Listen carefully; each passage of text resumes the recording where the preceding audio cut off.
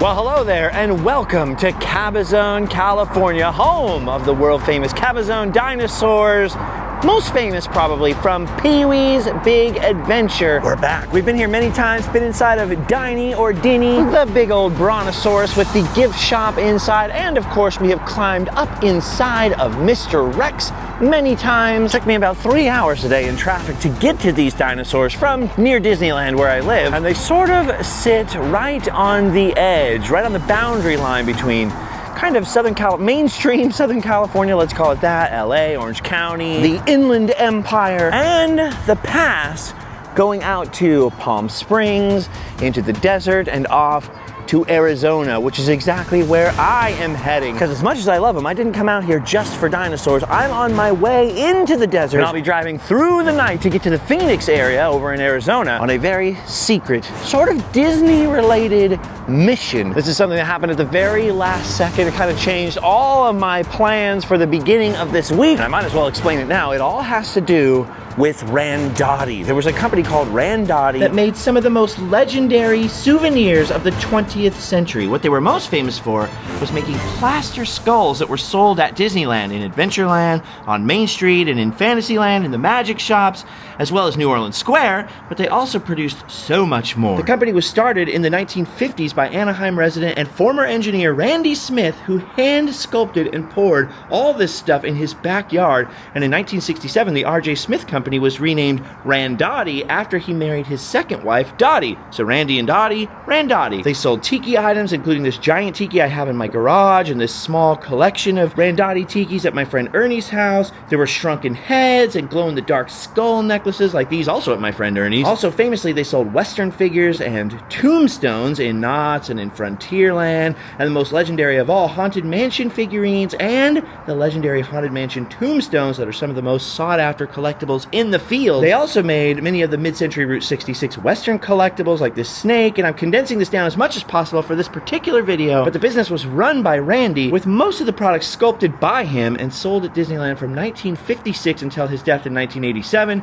and then continued on a few years by their descendants. And the company sort of officially wrapped up in the middle 90s. By then, Disneyland and other theme parks were kind of done with the unique stuff. They were selling more just plastic stuff the companies could control, sort of the off-the-shelf made in China stuff that they have today. And with Randy and Dottie long gone by the mid-90s, eventually the remaining family split up. Some took the old stock, and the molds and everything to do with creating the Randotti products, according to the living family members that I talked to, was all sold to a lady who had a ceramics business in Buena Park, California. Now, when I tried to track her down, it was clear that her business had also sort of shut down, that she had moved away. From what I could find out, she had retired and moved to Arizona, possibly taken some of the molds with her. No one really knew for sure. That is until now, because I have a friend named Raymond Castile who hosts a show called Raymond Castile's Basement of Horror, talking about old monster toys and old horror collectibles. He did an episode on Randotti, and I won't say the name just in case, but basically somebody reached out to my friend Ray, this guy, who has ended up in charge of the estate of Judy, the lady who bought all the Randotti molds, who has sadly recently passed away. So he is stuck with all of her stuff now,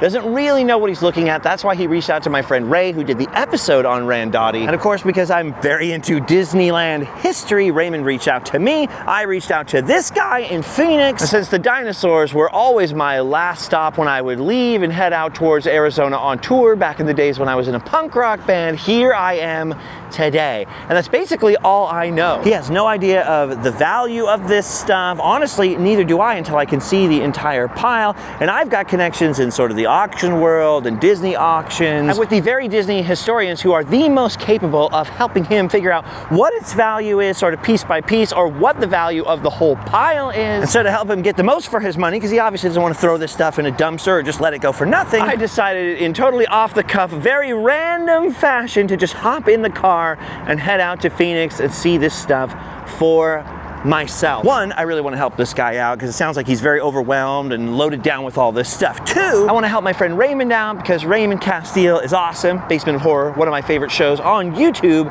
And three, even if this pile of old Disneyland treasure turns out to have some more value than we kind of think it does, even if there's a lot of the old original Randotti Disney stuff out there, it's likely to never all be in one pile like this ever again. And so the Disney history nerd part of me really just wants to kind of check it all out. And of course, I decided to bring you guys along with me as we head to Phoenix for I don't know what reason. Taking a little bit of a gamble here to do a favor to a friend of a friend that no one's ever met before. A little Indiana Jones treasure quest, if you will, and off we go. Now, there's not gonna be that much to see today. It's already 5 o'clock or 6 o'clock in the afternoon. I'm still messed up by the time change. And yeah, it's a little crazy running off like this to go see if I can help a stranger who has a problem on his hands. But I figure might as well explain the mission at the dinosaurs as anywhere. Now I just have 4 hours to go.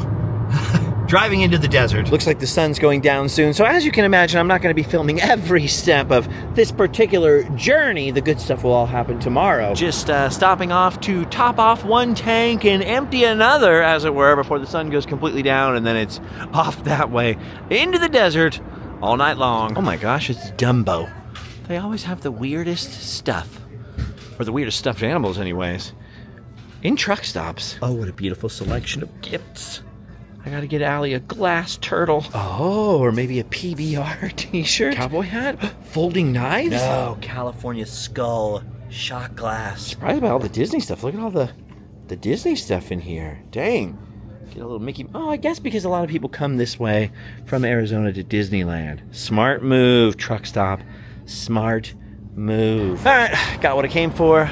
Time to cruise. I'm loaded up on snacks. Look at that moon up there. Gonna be driving under the moonlight. That's good. Got a bunch of the Ricky Gervais Show podcast queued up. Good to go. Good for a little desert driving.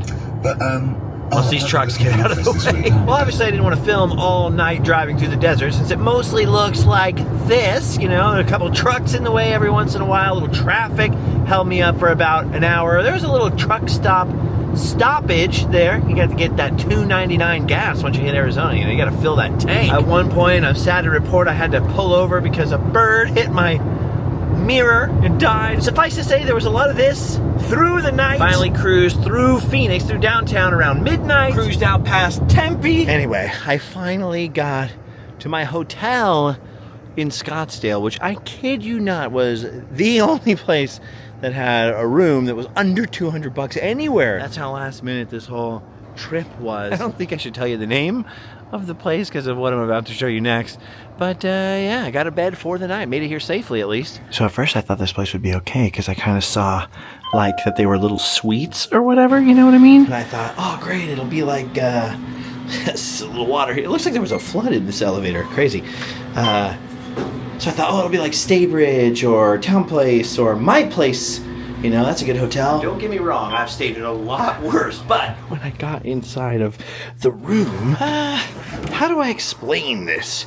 It has that kind of somebody's apartment smell that somebody's living in. Look at this, it's cool. There's a kitchen, right? The little TV, the bed, the couch. And then you kind of start looking around, and looking around, and looking around. And you start to see things are looking a little crusty. I saw the fridge, I went to put my Dr. Pepper in it, and I was like, oh, there's just somebody's food in there. Well, at least I won't go hungry. And I didn't get any video footage of it to show you, but let's just say there was stuff in the bathroom that I was like, what? And of course, because somebody else's food is in here, it just makes me want to triple check that I locked the door.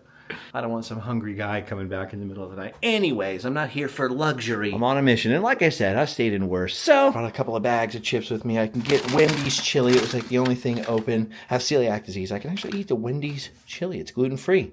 Little known fact. Better than sleeping in the car. All right, well, I survived the night, and luckily there is a 90s spaceship-looking gas station right next door to the hotel, the Super Pumper. That's right, the Super Pumper. My health and fitness destination, or in this case, my coffee destination. I needed a little coffee this morning. I didn't get all that much sleep, but what I got was pretty good. One of the most uncomfortable beds ever, and yet still somehow I crashed out. Just to underscore how little thought went into this before I left home, I woke up this morning like, what am I doing? All right, about 30 minutes to get to this guy's house. It's niche and it's weird, but it's kind of exciting. The Disneyland history nerd inside of me is stoked that we might just see some original molds for the Randotti souvenirs from Disneyland, or maybe Knott's Berry Farm, who knows? Or we might see nothing but a pile of junk and dust. That's what makes this a little bit of an adventure. All right, well, we're not in the middle of nowhere, but we're definitely on the outskirts of the Phoenix area. I just stopped off at this park really quick before I get to this guy's house. I don't know what to expect. I don't know if he's gonna be super camera friendly or not. And obviously I'm not gonna show the outside of a stranger's house on the internet. It's a little breezy, so apologies if there's any wind noise, but we're gonna go down and see what we can see. Total gamble, but I'm pretty freaking excited. Well, I am blown away. This is way more stuff than like my low expectations were expecting. This is amazing. All of these tubs are full of old Randotti dead stock that was just sitting in a backyard in the desert. And look at all of these freaking molds. These are original Randy Smith Randotti molds. There are multiples in here. I knew there were some Randotti molds. I didn't think there'd be molds for the snakes, for the Haunted Mansion tombstones, some original molds. And the dead giveaway is this Randotti green in the molds. The family was contacted and kind of confirmed what they are. This is amazing. So I've got some pictures. I got the list from my hosts over here. I've sent that off to Corey from Heritage Auctions and Van Eaton Auctions, and he's worked with all the premier auction houses. So we're trying to do the American Pickers thing and help these people get like a sense of the value. But look at all these tiki molds right here. That's my favorite stuff, is all the Randotti tiki stuff. You know, I have that big one in my garage. And these are the original molds that Randy and Mike, his son, and the whole family, they would use these very molds in their backyard in Anaheim in the 50s, and then after 1967 in a little building in Stanton, California. A little family-run operation. Just the two sons and a daughter. And old Randy and Dottie Smith used these molds. This is insane. Look at the size of these things. The people who rescued this stuff are actually not connected. They rescued it from Judy, who had owned a business called Cal Designs in Orange County that did ceramics work and kind of took over the Randotti molds at the very end of their Disneyland run. This is some of her work here. Her husband is sort of clearing off the property now, and these nice people whose house I'm standing in their garage rescued all of this stuff scattered around the property. So look at this. If you know anything about Randotti, you'll recognize these skulls right away. They're not even stained. These were like just the last run. And this is cool because they had to pick up all of these and clean each one of these off. These were created for Knott's Berry Farm. Sometimes they were sold in Frontierland at Disneyland. It wasn't all just the skulls from Adventureland or the Haunted Mansion stuff that everybody's familiar with. They did a lot of stuff for Knott's. And look at this.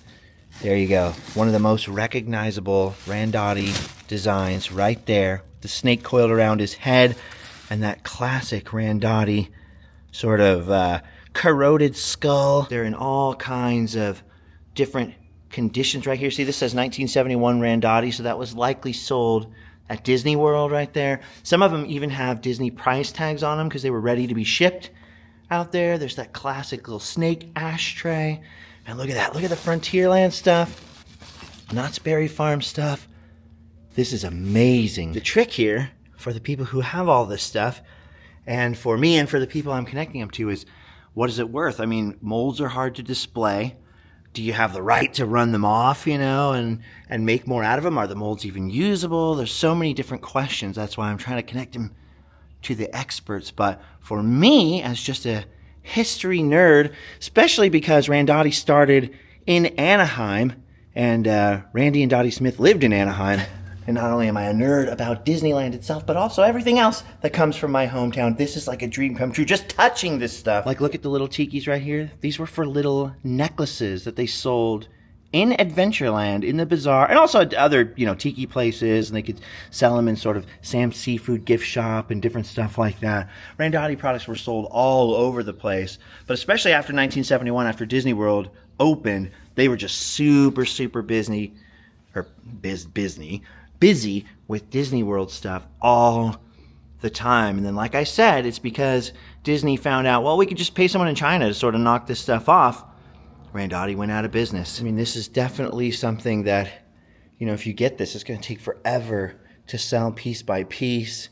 And then they're still, well, some people think they're still making Randotti stuff off of other molds out there in the universe. There's a lot of people copying that stuff. So you can still buy Randotti stuff on eBay. Brand new stuff right now. There's some old stock and some recreations. So at first you're like, wow, treasure trove. And then you're like, oh, this is kind of a big responsibility. You know, like, what do you do with it? But this is amazing because this would have all just gone in a dumpster. And these people recognize that it had some historical significance, if not some value, and we're like, oh, no, we got to rescue this. So this was all pulled out piece by piece out of the dirt, out of sheds, from what I understand, and all brought over here, organized, and put together so that we can contact the experts. And I'm just actually waiting for my buddy Corey right now to call me. We're going to find out what we have here. Oh, man, this is so awesome. This is so cool, knowing that some of the stock is old enough to have the Disney stickers on it that mean that the Randotti family actually hoard this stuff. The Smith family would have actually created these. I mean, for me, one of the things I'm obsessed with when it comes to history is looking at pictures of stores that would have this stuff in stock, right? So if I'm into like old Star Wars action figures, I love those pictures of Toys R Us where they were just stocked up on the shelves. So this isn't just seeing one Randotti piece or one Randotti collection. It's like the closest thing you can get to seeing the Randotti's workshop, you know? This is like a peek into history. This is amazing. The pieces, like the finished pieces, so you can see the rattlesnakes, the different Frontierland stuff. This is the Pirates of the Caribbean plaque. So this was like the top seller of Pirates of the Caribbean souvenir, along with the skulls, for decades. I mean, generations. Oh, there's an Aztec calendar right there. I mean, there's some amazing stuff in here I haven't even seen before, some Randotti pieces. Yeah, there you go. Frontierland right there. Incredible. Oh, yeah, glow in the dark. You can put a candle up there, incense burner. Okay, Corey, I have you. How's it going? It is going well. I'm in the garage with my hosts here.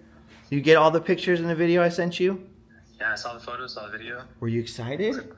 It's like a pretty impressive collection. It's a pretty impressive collection. Yeah, I would say that the most interest tends to be to the ones that are at least somewhat related to Disney properties, like the Haunted Mansion, the Pirates of the Caribbean, those ones. Even if they were created at a time when those attractions weren't even at the parks. But they still kind of thematically work with those attractions. Those pieces tend to be the most collected. Okay, so this is awesome. I've got the family who rescued all of this treasure connected with Corey directly, and he's going to be guiding them to the right auction house, which is really the best outcome because this stuff could be really, really valuable. And I could have come in here and be like, yeah, I'll give you $500 or whatever, but I feel like that's the wrong thing to do. But I did not want that to happen. So anyway, I got him connected to the foremost expert in the world who's connecting him to the right auction houses. There's a couple of different options, but basically the original Randotti molds are coming to market. And here's the thing. So I had done a lot of research on Randotti previous to this. I talked to some of the family members. I was trying to hunt down the original molds. So I heard the story from the other side. What happened to those original old green Randotti molds? And this lady, Judy, had bought them for her business. Because by this point, Dottie and Randy had passed away. And there were a bunch of like kind of Randotti knockoff competitors that were selling stuff directly to Disney for a much cheaper price. It was putting pressure on them. And this lady, Judy, she was one of them. So her stuff with the stacks of skulls and different things, she had her own pieces that she was selling, and she basically bought the Randotti molds when they became available just to knock out a competitor. So she never remade those molds. Those aren't her versions of the molds. Those are the original molds. And here's the thing, like, you know, a bootlegger doesn't even need those molds. Those are like a rare piece of Disneyland history, and those are the #1 souvenir ever sold at Disneyland that wasn't just mass produced by Disney themselves. These were all handmade in Anaheim, California, and later in Stanton, California. And once all the Disney related stuff that's going to go to auction ends up in California and they get it all ready for the sale and stuff, I'm sure I'll be doing another video. We'll dive way deeper into Randotti history. I'll show you guys where all that stuff was made in Anaheim, and we'll get more into it later. I told this husband and wife team that have all this stuff in their garage, I told them, you guys are like my heroes. You guys rescued this. So the full story is that this lady who had purchased the original molds eventually moved out here to Arizona. Her husband helped her move all that stuff out here. She didn't want it leaking out into the world. And so it mostly sat in a shed and in a backyard, very similar to the terrain you see around us now. Although, spoiler alert, I did drive quite a ways away from their house before I started filming again, just because, you know, I don't want to film in their neighborhood. It was just out there in the Arizona desert like this and survived the elements for years. It's been 30 years since Randotti was in business using these molds to produce this stuff, and some of them are still in great. There's a couple that are messed up. Some are just breaking down because of age and the petroleum in the molds. Almost all of them, though, are in great shape. They couldn't have been in a better climate to preserve them. I was absolutely blown away by how many sort of finished pieces there were, but how displayable most of the molds were. And honestly, I think they're usable. Like, I think you could still use these molds, which is insane. And Randotti has not had its day yet because it was sort of like such a popular thing. I think it's been really undervalued because, you know, pieces keep popping up and stuff like that.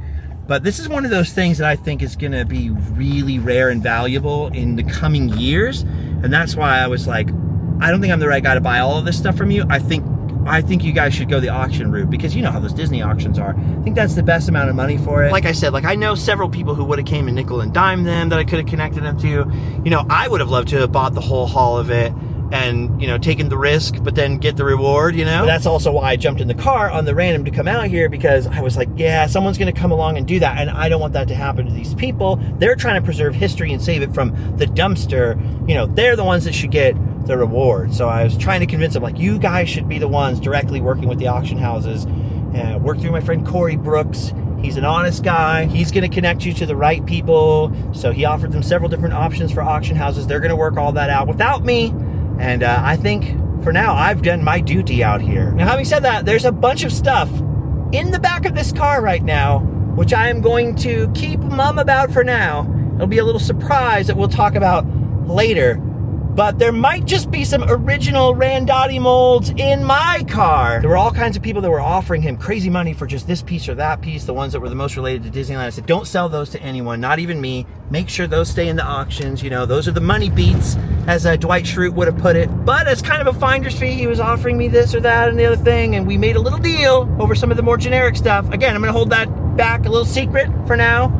I'm pretty excited though. There's a little history coming back home to Anaheim, California in the 2024 RAV4 Hybrid. With guys, that's gonna have to do it. It took me 8 hours to get here last night because there was so much construction and traffic. It's gonna take me at least 6 hours, if not more, to get back home with traffic. So I've got to just start heading west right away. I do want to come back to the Phoenix area as soon as I can. I want to get back out to Arizona and the Old West. But first, we have some epic Disneyland adventures I have to get back for by tomorrow.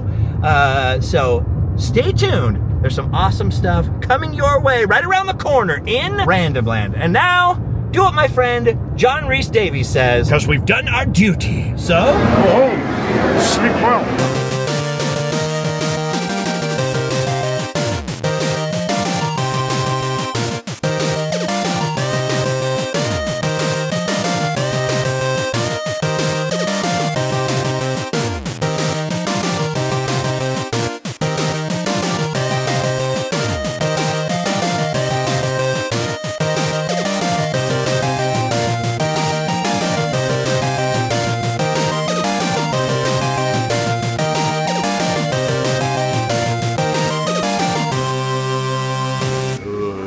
Yet another truck stop. Some lovely t-shirts there. Only $17.99. Oh my gosh. More possible Christmas presents for Allie. You know, people always ask me why I don't do a video showing how I edit my videos.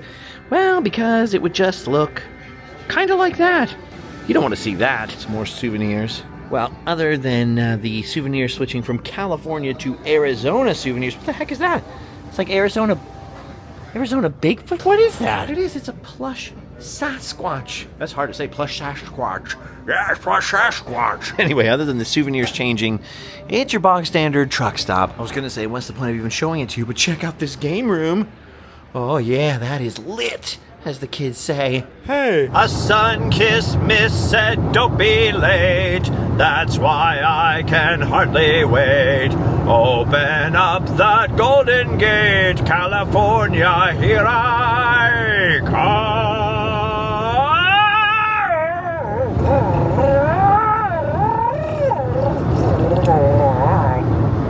Go home?